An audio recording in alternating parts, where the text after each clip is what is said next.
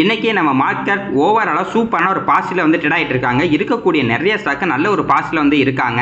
நம்ம ட்ராக் பண்ணிட்டு இருக்கக்கூடிய ஒரு சில ஸ்டாக் வந்து பார்த்தீங்கன்னா நல்ல ஒரு பாசிட்டிவாக இன்றைக்கி வந்து இருக்காங்க. அதை பற்றி வந்து பார்ப்போம்.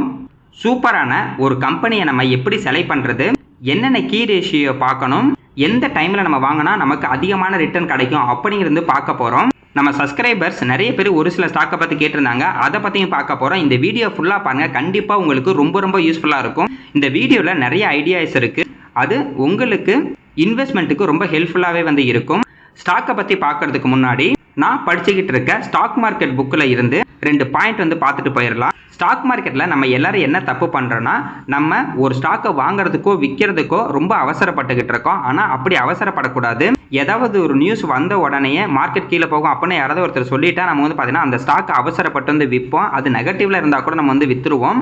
அதே மாதிரி ஏதோ ஒரு பாஸ்ட் நியூஸ் வந்தோடனே ஒரு ஸ்டாக்கை போய் வாங்குவோம். அப்படிலாம் நம்ம வந்து பார்த்தீங்கன்னா பை அண்ட் செல் வந்து எப்பயுமே வந்து பண்ணக்கூடாது. அதாவது அவசரப்படக்கூடாது. ஒரு முதலீடு அப்படிங்கிறது கரெக்டாக பிளான் பண்ணி நிறைய அனலைஸ் பண்ணி தான் அதை வந்து நம்ம வந்து பண்ணணும். அதே மாதிரி ஒரு ஸ்டாக்கை வாங்கும் போது விற்கும் போது நம்மளோட ஜோனுக்கு வருதா அப்படின்னு பார்க்கணும். அதாவது நம்ம அனலைஸ் பண்ணதுக்கப்புறம் இந்த இடத்துக்கு வந்தால் நம்ம வந்து வாங்கலாம், அதே மாதிரி இந்த இது நடந்துச்சுன்னா நம்ம வந்து செல் பண்ணலாம் அப்படின்ற ஒரு ஐடியாவில் நம்ம இருப்போம். கரெக்டாக அந்த இடத்துக்கு வரும்போது தான் ஒரு கம்பெனியை நம்ம வாங்கணும் விற்கணும். இல்லை இதெல்லாம் தேவையில்ல, ஜஸ்ட் நம்ம ஸ்டாக் மார்க்கெட்டில் சும்மா வாங்கி வச்சிருந்தாவே போதும், நம்ம வந்து பெரிய ஆள் ஆகிடுவோம் அப்படின்னு நம்ம வந்து யோசிச்சுட்டு இருப்போம். அப்படி வந்து பார்த்தோன்னா எல்லா டைம் நடக்கிறது இல்லை. நம்ம ஸ்டாக் மார்க்கெட்டை திரும்பி பார்க்கும்போது யாரெல்லாம் ஜெயிச்சிருக்காங்களோ அவங்கள பற்றி தான் நம்மளுக்கு நியூஸ் அப்படிங்கிறது வந்து வருது. அதாவது நிறைய பேர் வந்து பார்த்தீங்கன்னா ரொம்ப வருஷமாகவே ஸ்டாக் மார்க்கெட்டில் வந்து முதலீடு வந்து பண்ணியிருப்பாங்க. அவங்க முதலீடு பண்ணும்போது எந்தெந்த கம்பெனிலாம் நல்ல ரிட்டர்ன் கொடுத்துருக்கோ அவங்கள மட்டும் தான் நமக்கு வந்து தெரியுறாங்களே தவிர யாரெல்லாம் லாஸ் ஆகிருக்காங்களோ லாங் டேர்மில் அவங்கள பற்றி நம்மளுக்கு எதுவுமே வந்து தெரியல. அதனால நம்ம ஜென்ரலாக என்ன நினைக்கிறோன்னா, ஸ்டாக் மார்க்கெட்டில் சும்மா வாங்கி வச்சிருந்தாவே போதும், 20-30 வருஷம் கழிச்சு நம்மளுக்கு லாபம் தரும் அப்படின்ற மாதிரி நம்ம வந்து நினச்சிக்கிட்டு இருக்கோம். அப்படிலாம் கிடையாது.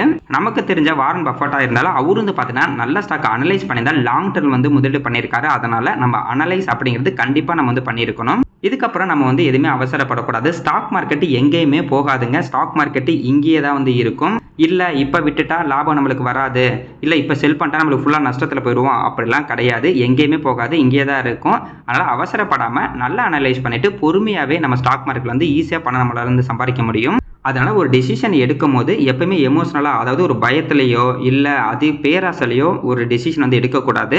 அனலைஸ் பண்ணிவிட்டு நம்ம அனலைஸ் பண்ணது கரெக்டான ஒரு ஜோனுக்கு வந்ததுக்கு அப்புறம் தான் நம்ம ஒரு டெசிஷன் வந்து எடுக்கணும். நிஃப்டி 50 இன்றைக்கி வந்து பார்த்தீங்கன்னா கிட்டத்தட்ட 275 புள்ளி பாசிட்டிவாக வந்து ட்ரேட் ஆகிட்டு இருக்கு. 24,000 கட் பண்ணி மேலே போயிருக்கு. 24,2600 புள்ளியில் இப்போ வந்து ட்ரேட் ஆகிட்டு இருக்கு. இன்றைக்கி நிஃப்டி 50 நல்ல ஒரு பாசிட்டில் வந்து இருந்தாங்க. அதே மாதிரி இருக்கக்கூடிய எல்லா இண்டெக்ஸும் நல்ல ஒரு பாசிட்டில் இருக்காங்க. இன்றைக்கி நைட் வந்து பார்த்தீங்கன்னா ஃபெட் ரிசல்ட் வந்து ரேட் கட் பண்ணுறாங்களா இல்லையா அப்படின்னு ஒரு நியூஸ் வரப்போகுது. மேபி ரேட் கட் பண்ணாங்க அப்படின்னா கோல்டு வந்து பார்த்தீங்கன்னா இன்க்ரீஸ் ஆகிறதுக்கு நிறைய வந்து வாய்ப்பு இருக்கும். எப்போல்லாம் யூஎஸ் டாலரோட மதிப்பு வந்து கீழே போகுதோ அப்போ கோல்டு வந்து பார்த்தீங்கன்னா ஸ்ட்ராங் ஆகும். எனக்கு தெரியல, மேபி வந்து பார்த்தீங்கன்னா சேஞ்ச் பண்ணாமல் அப்படியே கூட வந்து இருக்கலாம் அப்படின்ற மாதிரி தான் நிறைய பேர் சொல்லியிருக்காங்க. பார்க்கலாம், இன்றைக்கி அப்டேட் விட்டு அதுக்கப்புறம் தெரியும். பேங்க்கு கிட்டத்தட்ட 0.2% positive, MO Defence 0.2% negative, Silver 0.3% positive, Gold 0.02% positive, Auto BeES 0.04% negative, IT BeES 2% positive இருக்காங்க. ஐடி வந்து தொடர்ந்து ஏறிக்கிட்டே இருக்குங்க. ரொம்ப சந்தோஷமாக வந்து இருக்குது. Mid 150 0.70% positive. நிஃப்டி 50ல் டாப் 5 கெர்னஸில் ஜியோ ஃபைனான்ஸ் இருக்காங்க, ஹிந்துஸ்தான் யூனிலிவர், இன்ஃபோசிஸ், ஹிண்டால்கோ, பாரதி ஏர்டெல் இருக்காங்க. அதே மாதிரி டாப் 5 லூசர்ஸில் Adani Ports, MNM, Power Grid, Eicher Motors, HDFC Life வந்து இருக்காங்க. பார்க்கலாங்க, இன்னைக்கு மார்க்கெட் ரொம்ப சந்தோஷம் தான் நம்ம எல்லாத்துக்கும் கொடுத்துருக்கு. அடுத்தது கைனஸ் டெக்னாலஜி இந்தியா லிமிடெட். இந்த ஸ்டாக்கை பற்றி நம்ம தொடர்ந்து பார்த்துட்டு இருக்கோம். இன்றைக்கி இந்த ஸ்டாக்கு 13.5% வந்து பார்த்தீங்கன்னா பாசிட்டிவாக வந்து க்ளோஸ் ஆக போகுது. ரொம்ப சூப்பருங்க. நம்ம சப்ஸ்கிரைபர் வந்து கேட்டுட்டு இருந்தாங்க, இந்த மாதிரி இதை வாங்கியிருக்கேன் என்ன பண்ணுறதுன்னு தெரியல அப்படின்னு. இன்றைக்கி நல்ல சந்தோஷமாக வந்து இருப்பாங்க. இந்த ஸ்டாக்கை நம்ம தொடர்ந்து இப்போ 2 மாதமாக பார்த்துட்டு தான் வந்து இருக்கும். ஒரு கம்பெனியை செலக்ட் பண்ணும்போது என்னென்ன செக் பண்ணோம் அப்படிங்கிறது இந்த ஸ்டாக்கை வச்சு நான் வந்து எக்ஸாம்பிள் வந்து சொல்கிறேன். இது வந்து ஒரு எக்ஸாம்பிள் வந்து எடுத்துங்க. இந்த ஸ்டாக்கை தான் வாங்கணும், இந்த கம்பெனி தான் வாங்கணும் அப்படிலாம் சொல்ல கிடையாது. இதில் என்னென்ன ரேஷியோ செக் பண்ணுறோம் அப்படின்னு பார்த்துட்டு இந்த ரேஷியோவை வேற ஒரு கம்பெனிக்கு நீங்கள் வந்து அப்ளை வந்து பண்ணி பார்த்துக்குங்க. ஃபஸ்ட்டு இந்த கம்பெனியோட பிஸ்னஸ் பற்றி பார்த்தலாம். இவங்க வந்து பார்த்தோன்னா எலக்ட்ரானிக்ஸ் மேனுஃபேக்சரிங்கில் தான் வந்து இருக்காங்க. அதுவும் இல்லாமல் இவங்க இருக்கக்கூடிய இந்த எலக்ட்ரானிக்ஸு, அதாவது இந்த ப்ராடக்ட் வந்து பார்த்தீங்கன்னா டிசைன் பண்ணுறது, ப்ராசஸ் இன்ஜினியரிங் பண்ணுறது, integrated manufacturing, life cycle support எல்லாமே பண்ணிட்டு இருக்காங்க. இவங்களோட ப்ராடக்ட் வந்து பார்த்தீங்கன்னா automotive, industrial, aerospace, defence, outer space, nuclear, medical, railways, IT இந்த மாதிரி நிறைய செக்டாரில் வந்து யூஸ் பண்ணிட்டு தான் இருக்காங்க. ஏன்னா இவங்க வந்து எலக்ட்ரானிக்ஸில் இருக்கனால இப்போ வந்து ஒரு மிஷின் பார்ப்போம், நம்ம பார்க்கக்கூடிய எல்லா மிஷின்லேயும் கண்டிப்பாக எலக்ட்ரானிக் ப்ராடக்ட் அப்படிங்கிறது அது உள்ளார இருக்கும். இப்போ லேப்டாப்பே வச்சுக்கலாங்க, லேப்டாப்புக்குள்ளே பார்த்தீங்கன்னா நிறைய எலக்ட்ரானிக் சர்க்யூட்லாம் வந்து இருக்குது. அதனால இவங்களோட ப்ராடக்ட் அப்படிங்கிறது நிறைய இடத்துல யூஸ் பண்ணிட்டு தான் வந்து இருக்காங்க. இந்த கம்பெனி ரொம்ப சூப்பரான ஒரு கம்பெனி, நல்ல ஒரு க்ரோத்தில் இருக்கக்கூடிய ஒரு கம்பெனி. அதனால இந்த பிஸ்னஸை பொறுத்த வரைக்கும் சூப்பரான ஒரு பிஸ்னஸ் அப்படின்னு நம்மளுக்கு தெரிஞ்சிருச்சு. அடுத்தது நம்ம என்ன பண்ணால் இவங்களோட ப்ரொமோட்டரை போய் பார்க்கணும். ப்ரொமோட்டர் வந்து பார்த்தீங்கன்னா சூப்பரான ஒரு ப்ரொமோட்டர் தான். ஷேர் ஹோல்டிங் பேட்டர்ன் பார்த்தா கூட ப்ரொமோட்டர் வந்து பார்த்தீங்கன்னா 50% மேலே, கிட்டத்தட்ட 53% மேலே வந்து பார்த்தீங்கன்னா இவங்களுக்கு ஷேர் ஹோல்டிங் வந்து அப்படியே தான் வச்சிருக்காங்க. எஃப்ஐடி வந்து பார்த்தா கூட இதில் வந்து இருக்காங்க. என்ன ப்ரொமோட்டருக்கு அப்புறம் ரீட்டைல் பீப்புள்கிட்ட தான் ஷேர் ஹோல்டிங் அப்படிங்கிறது கிட்டத்தட்ட 28% வந்து இருக்குது. எஃப்ஐடிஏ எல்லாமே இருக்காங்க. அடுத்து வந்து பார்த்தீங்கன்னா நம்ம கீ ரேஷியோ வந்து செக் பண்ணோம். ஏன்னா கம்பெனி வந்து பார்த்துட்டோம். இப்போ ஒரு கம்பெனியை பார்த்ததுக்கப்புறம் அவங்களோட பர்ஃபார்மன்ஸ் எப்படி இருக்குது அப்படிங்கிறது இந்த கீ ரேஷியோ வச்சு தான் நம்மளால் வந்து செக் பண்ண முடியும். இவங்களோட மார்க்கெட் கேப்பு 24,000 கோடிக்கு மேலே வந்து இருக்குது. இதில் நம்ம செக் பண்ணக்கூடியது பார்த்தோம்னா ஸ்டாக்கோட பி ரேஷியோ இப்போதைக்கு 67 வந்து இருக்குது. இன்ட்ரெஸ்ட் பி ரேஷியோ 32 இருக்குது. இன்ட்ரெஸ்ட் பி ரேஷியோ விட ஸ்டாக்கோட பி ரேஷியோ அப்படிங்கிறது அதிகமாக இருக்குது. புக் வேல்யூ வந்து பார்த்தீங்கன்னா 708 வந்து இருக்குது. அதுக்கு அடுத்தது நம்ம முக்கியமாக 4 ரேஷியோ வந்து கண்டிப்பாக வந்து செக் பண்ணணும். ROCE வந்து பார்த்தீங்கன்னா 13% இருக்குது. ROE 9.64% வந்து இருக்குது. ROIC 11% இருக்குது. OPM 15% வந்து இருக்குது. மினிமம் இந்த பர்சன்டேஜ் வந்து பார்த்தீங்கன்னா 20க்கு மேலே இருந்துச்சு அப்படின்னா அந்த கம்பெனி சூப்பராக பர்ஃபார்மன்ஸ் பண்ணுறாங்க அப்படின்ற மாதிரி நம்ம வந்து எடுத்துக்கலாம். ஆனால் இப்போ இந்த கம்பெனி வந்து பார்த்தீங்கன்னா ஒரு சில பர்சன்டேஜ் ஒரு 20க்கு கீழே வந்து ஒரு 15க்கு கீழே வந்து இருக்குது. இருந்தாலும் இவங்க இருக்கக்கூடிய இந்த செக்டரை பொறுத்த வரைக்கும் இந்த பர்சன்டேஜ் ஓரளவுக்கு நல்ல ஒரு பர்சன்டேஜ் தான். இதுக்கு முன்னாடி வந்து பார்த்தீங்கன்னா நல்ல ஒரு பர்சன்டேஜில் இருந்தாங்க. இப்போ இந்த வருஷம் தான் இவங்களோட பர்சன்டேஜ் அப்படின்னு குறைஞ்சிருக்கு.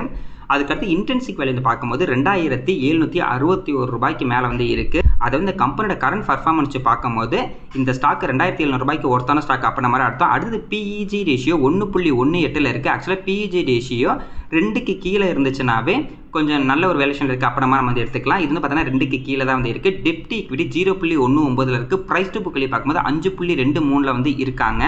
ஓவராலாக இந்த ரேஷியோ வந்து பார்த்தீங்கன்னா நல்ல ரேஷியோ தான். அதுக்கு அடுத்தது இவங்களோட சேல்ஸ் க்ரோத்து, ப்ராஃபிட் க்ரோத்து கண்டிப்பாக வந்து பார்க்கணும். அடுத்து ரிட்டர்ன் ஈக்விட்டி வந்து பார்க்கணும். இது எல்லாமே கீழே இருக்குது. சேல்ஸ் க்ரோத் லாஸ்ட் 5 வருஷத்தில் 54%, ப்ராஃபிட் க்ரோத் 108% வந்து இருக்குது.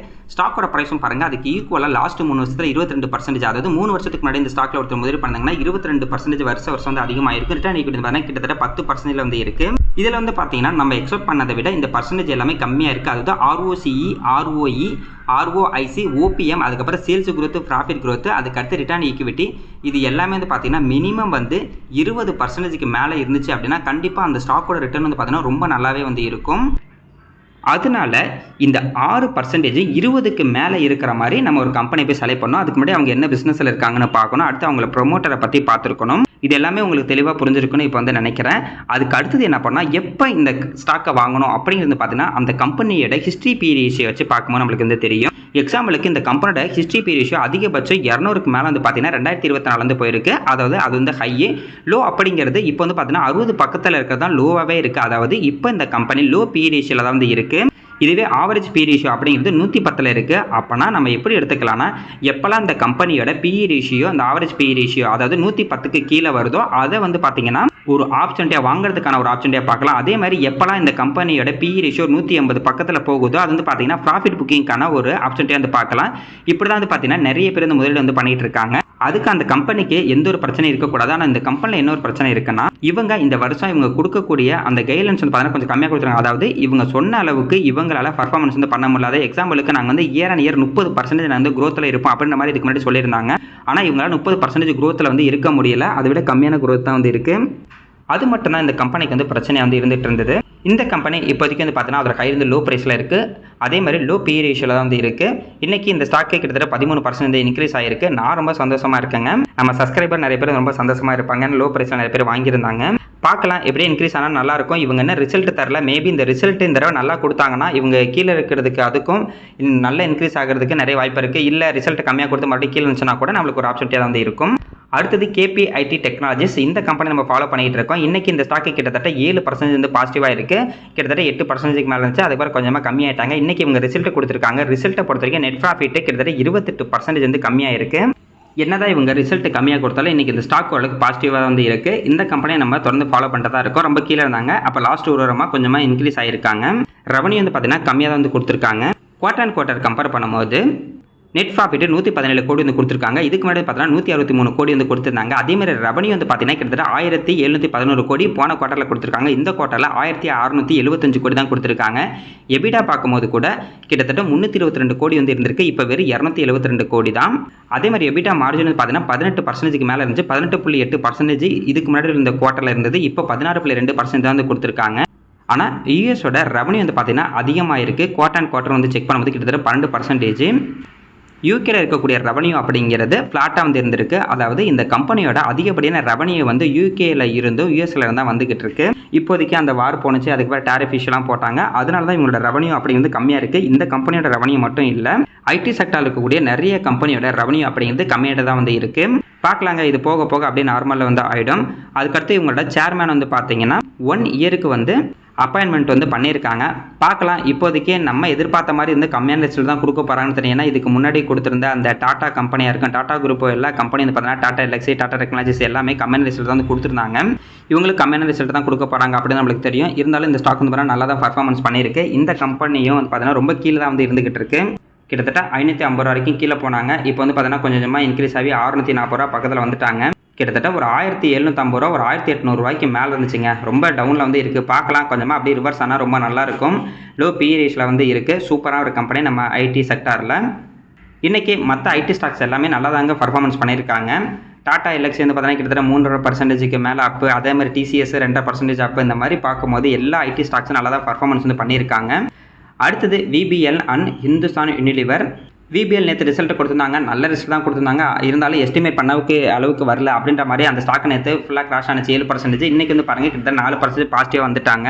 நானும் தொடர்ந்து லாஸ்ட் ஒரு 3 குவார்ட்டரையும் பார்த்துட்டு இருக்கேன். அவங்க நல்ல ரிசல்ட் தான் தருவாங்க. இருந்தாலும் அந்த ரிசல்ட்டை தர அன்றைக்கி அந்த ஸ்டாக்கோட ப்ரைஸ் வந்து கீழே கொண்டு போயிடறாங்க. அதுக்கப்புறம் பார்த்தீங்கன்னா 2-3 நாளில் கொஞ்சம் கொஞ்சமாக இன்க்ரீஸ் ஆகிருக்கு.